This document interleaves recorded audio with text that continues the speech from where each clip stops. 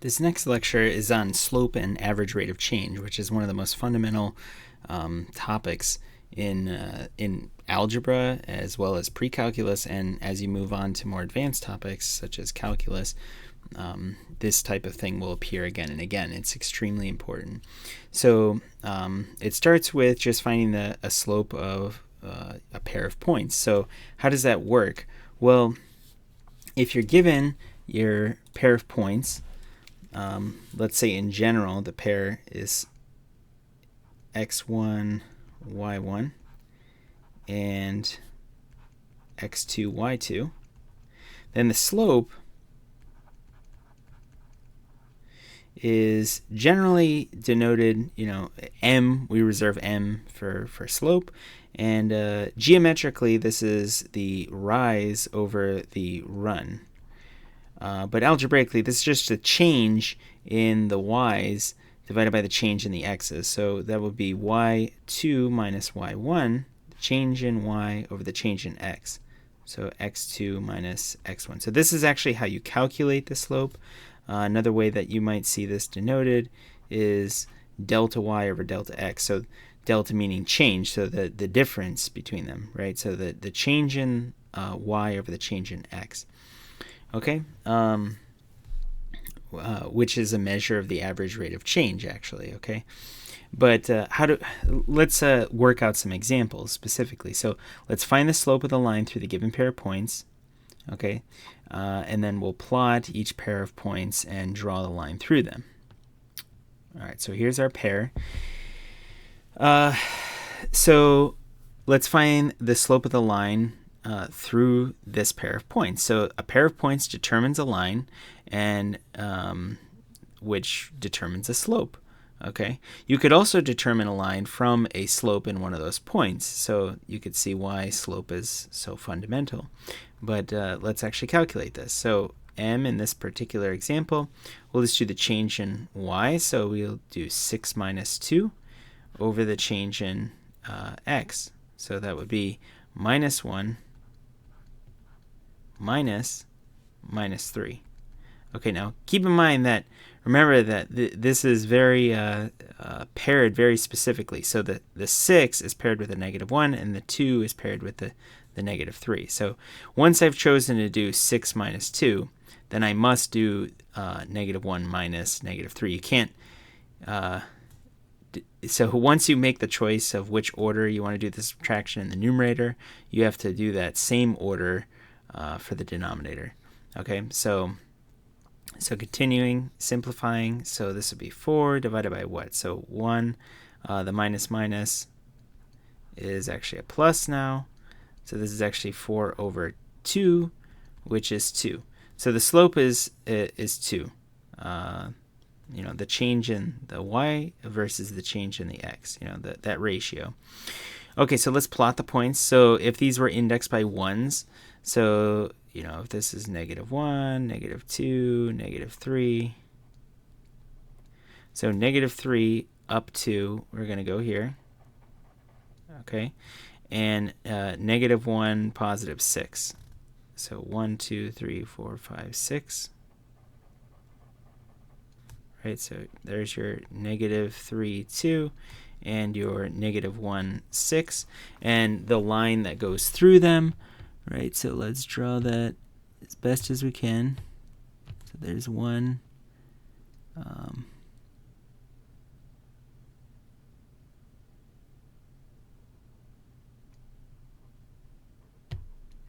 And you see, as we are drawing this, how do you see the slope? Well, the slope, notice that what's the change in the y versus the change in the x. So you see for every, the slope is 2.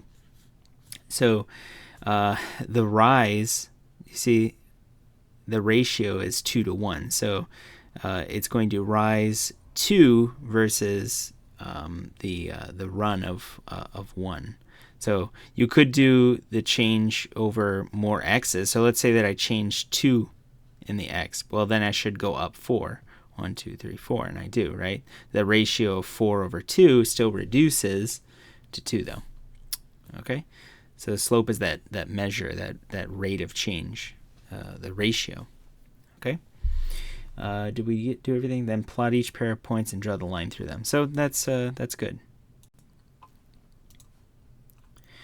Okay, well, what about this pair here?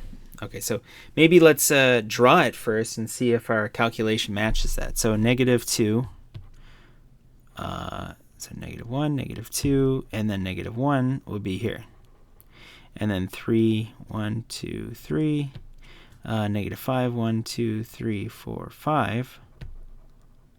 So this will be 3, -5, and -2, -1. Okay? And then drawing the line, connecting those.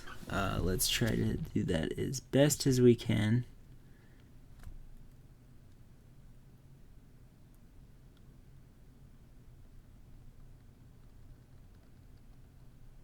Okay.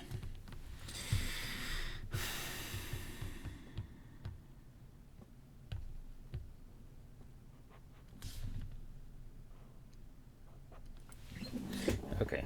So what does the ratio look like here? It almost looks like, I didn't draw it exactly perfect, but what's the ratio? So we could use these 2 points and see that the change in x is what? 1, 2, 3, 4, 5, right?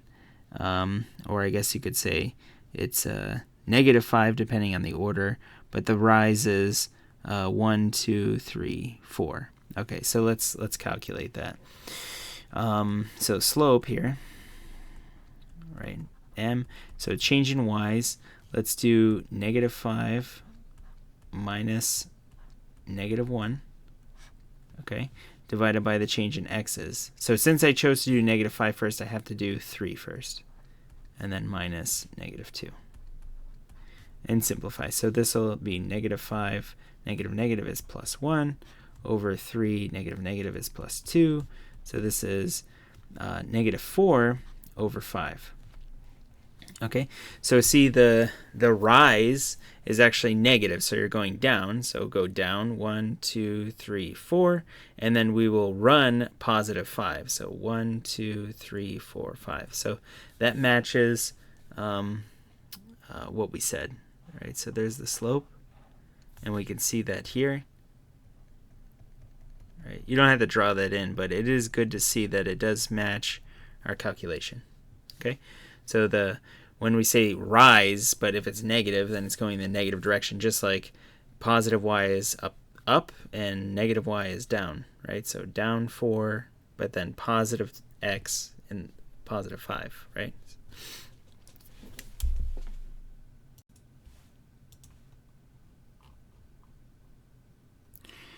All right, now let's suppose the line through the points a, -2, and 4, -6 has the following slope. M is -3. Can we determine what a is here? Well, just using our formula that we developed from before, what do we have? So the slope is the change in, right, the change in y's of the change in x. Right, so y2 minus y1 over x2 minus x1. So what is that here? So y2 -6 minus y1 -2 over the change in x's, so 4, right? Since I wrote -6 first, I have to write 4 first, minus a. So let's simplify this. So -6 plus 2 over 4 minus a, which is -4 over 4 minus a. But we actually know what the slope is, right? We know that m is equal to -3. So m is equal to this, but we also know that m is equal to -3. So now we can just try to solve this equation. So solve this.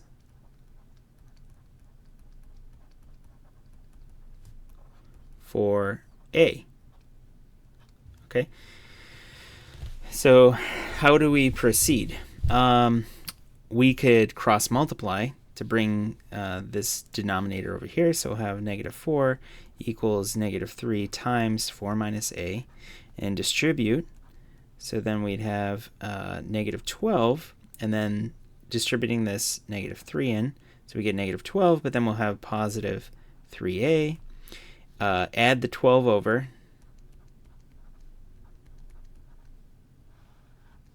So what are we left with here? We have positive 8 is equal to 3a. So then finally, if we divide both sides by 3,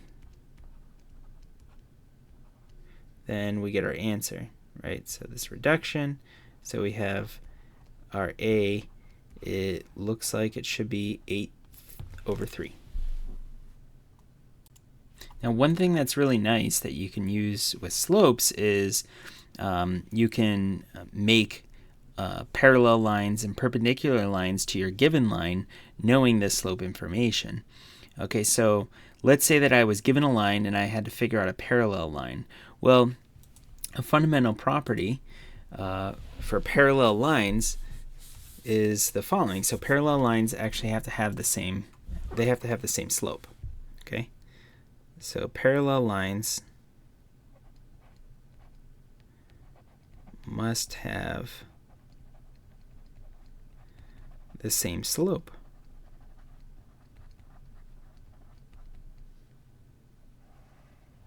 Okay, so now let's find the slope of any line parallel to this. So all we have to do is actually just compute the slope. So what's the slope of this point, or of this pair point, sorry.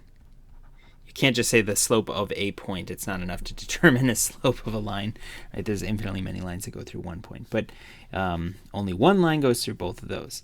So let's do, again, if you want to write out the equation, you can, but you don't need to. You could just go right into the calculation. So what will this be? You know what? Let's choose the y2 to be this one, just to mix it up a little bit. So let's do 5 minus negative 3. But since I've chose that to be my y2, then this is our x2. So we'll do 2 minus 5. So the only reason I'm doing this is just to make sure you realize that the choice for the first one is kind of arbitrary, but once you pick that, then it immediately determines the order of what has to happen in the denominator. Okay, so this will be 5 plus 3, negative, negative, and then 2 minus 3 is negative 3, so this is 8 over negative 3. Okay, and so what that means is find the slope of any line parallel to the line through these points, all parallel lines.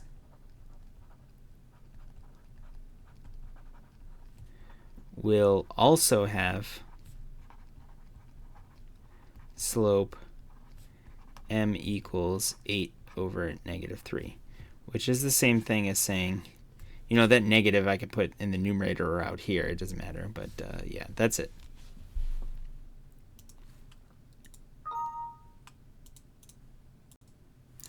We can also determine perpendicular lines from slope information. Okay, so let's say the line L contains these 2 points, okay, and then we want to find the slope of any line perpendicular to this. So perpendicular lines, they're not going to have the same slope because those are parallel lines, but these will actually be negative reciprocals. Okay, so let's determine the line L first. Well, at least the slope of the line. So slope of line L is, what will this be? So we'll have negative 6 minus 4 divided by negative 2 minus 3. So this will be negative 10 over negative 5, and that just becomes 2. Okay, so the slope of L, slope of the line L, is 2. So all perpendicular lines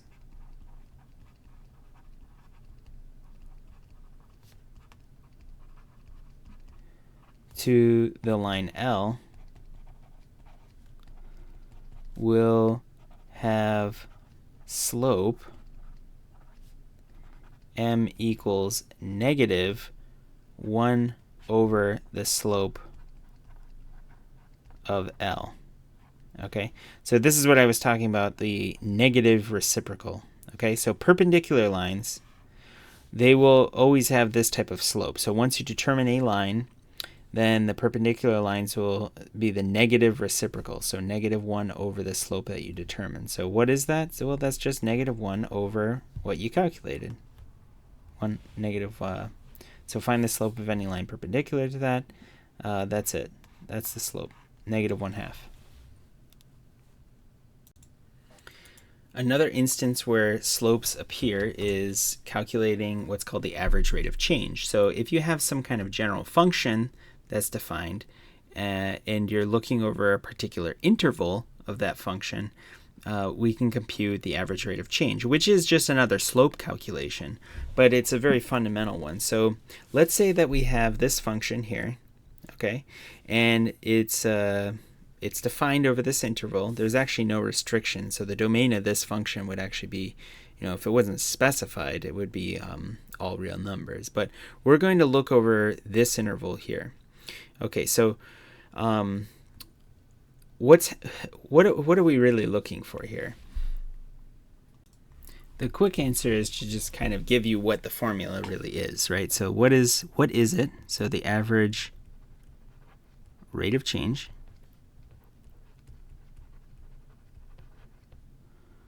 of f over 1 to 4 is exactly this. It's actually going to be a slope, and how did we calculate the slope? It was the change in y over the change in x. So this interval is providing you the change in x, right? The x value is going from 1 to 4.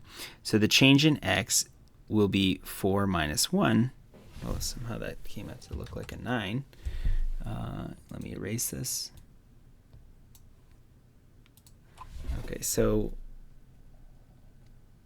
we'll have 4 minus 1. But what's the change in the y values? Well, the y is this function. Okay, so we're going to have to evaluate what that function actually is at these two endpoints. Okay, so this is what the general formula kind of looks like. You just evaluate f at the two endpoints, and you do this difference. And so let's figure out what that is. So f evaluated at 4, this will be 16 plus 20 minus, so evaluating that at 1, it'd be 1 squared, so which is 1 plus 5 divided by 3. And let's see if this simplifies. So this is 36 minus 6, which is 30, over 3, which is 10. Okay, so that is the average rate of change. Now the general picture,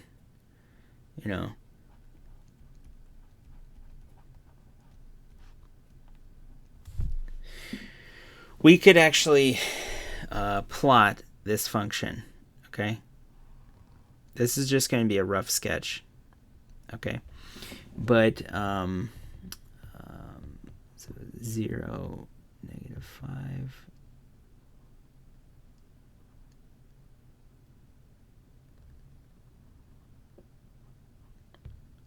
Okay.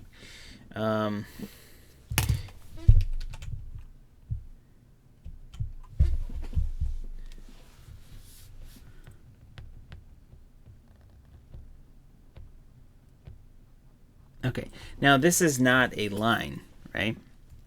So asking you for the slope of this is actually kind of a complicated question, which you would tackle if you were to take a much more advanced course. If you eventually take calculus, you'll kind of answer this. But the average rate of change, we could totally do that. We're actually going to get a line. How do you get a line? Well, if you come over here and look at that interval from 1 to 4, we get some points. Okay, let me switch it to a red color.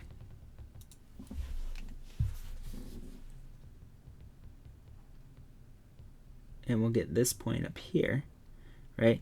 And those 2 points determine a line, right? Okay, now here's what's interesting. Okay, that curve changes quite a bit, right? But over this interval, do you see that the red line and the curve actually kind of agree pretty close? It's not going to be exact, but the red line is essentially an approximation of this this blue curve. So we can kind of use these average rates of change for these types of things. We can use them for approximations and all sorts of other things. A good example of that would be when you're driving.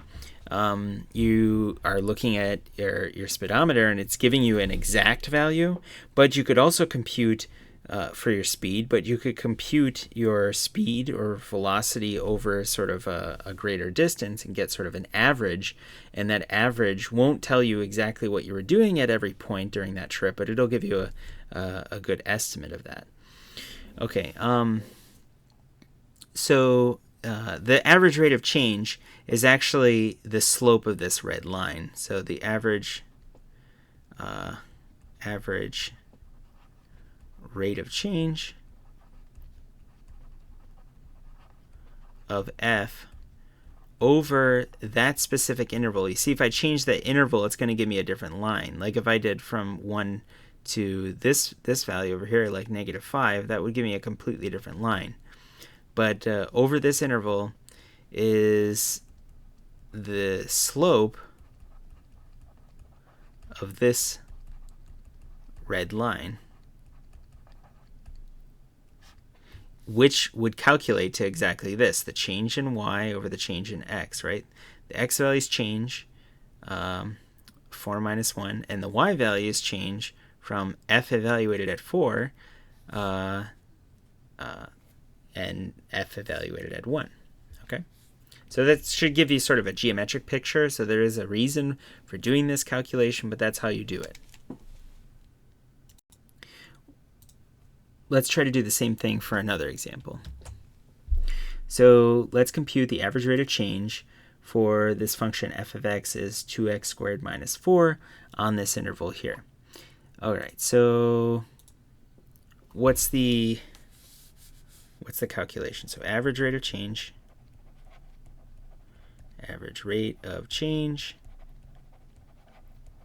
of f over this interval from -2 to 2, it's going to be f of 2 minus f of -2 over 2 minus -2.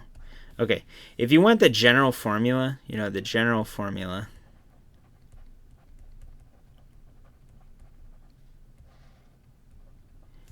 average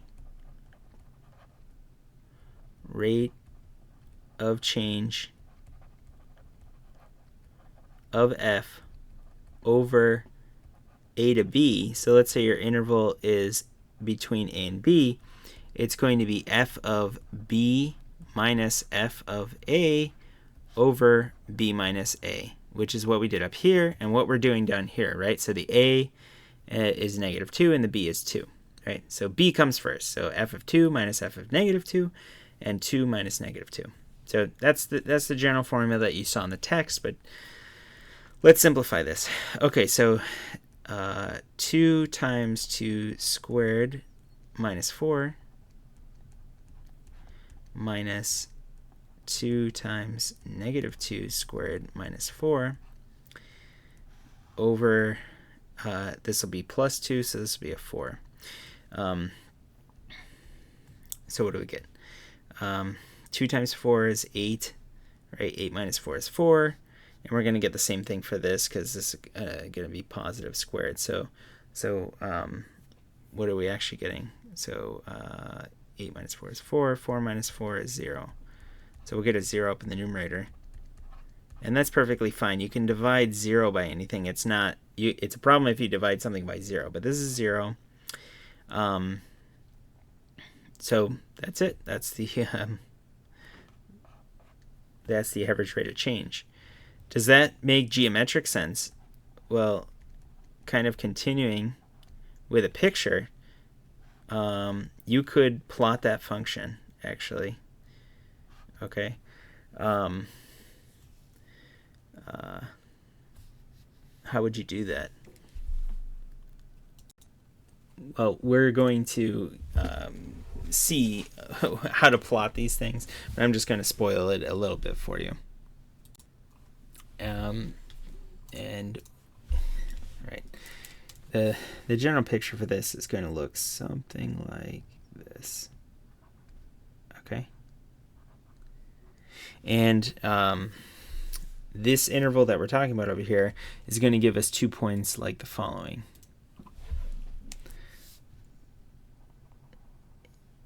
Here and here. So you see that this is actually sort of, it's symmetric about the y-axis. And the slope of that line is 0 because the change in y is 0. There is no change in y, but the x can change, okay? But the fact that there's no change in y means that there is, the slope is 0, which is the average rate of change of this function over this.